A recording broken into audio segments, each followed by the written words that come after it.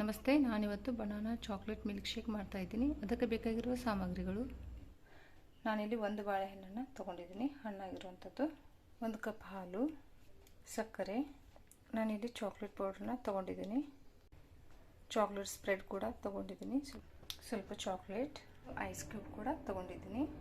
ಮೊದಲಿಗೆ ಬಾಳೆಹಣ್ಣು ಹಾಕ್ಕೊಂಬಿಡಿ, ಸಕ್ಕರೆ ಹಾಕ್ಕೊಳ್ಳಿ. ನಾನಿಲ್ಲಿ ಒಂದು 3 ಸ್ಪೂನ್ ಹಾಕೋತೀನಿ ಸಕ್ಕರೆನ. ನಾನಿಲ್ಲಿ ಒಂದು 2 ಟೀ ಸ್ಪೂನ್ ಚಾಕ್ಲೇಟ್ ಪೌಡರ್ ತೊಗೊಂಡಿದ್ದೀನಿ. ಕ್ಯಾಡ್ಬರಿದು ತುಂಬಾ ಚೆನ್ನಾಗಿರುತ್ತೆ. ನಾನು ಸ್ವಲ್ಪ ಇಲ್ಲಿ ಹರ್ಷಿ ಸ್ಪ್ರೆಡ್ದು ಒಂದು ಅರ್ಧ ಟೀ ಸ್ಪೂನ್ ಹಾಕೋತಾ ಇದ್ದೀನಿ.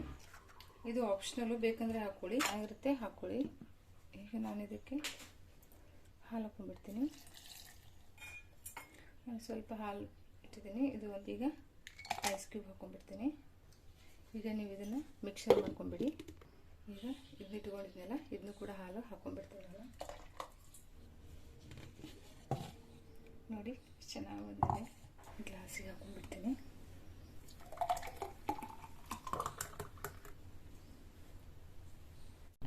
ನಾನಿಲ್ಲಿ ಸ್ವಲ್ಪ ಚಾಕ್ಲೇಟನ್ನು ಹಾಕೋತಾ ಇದ್ದೀನಿ.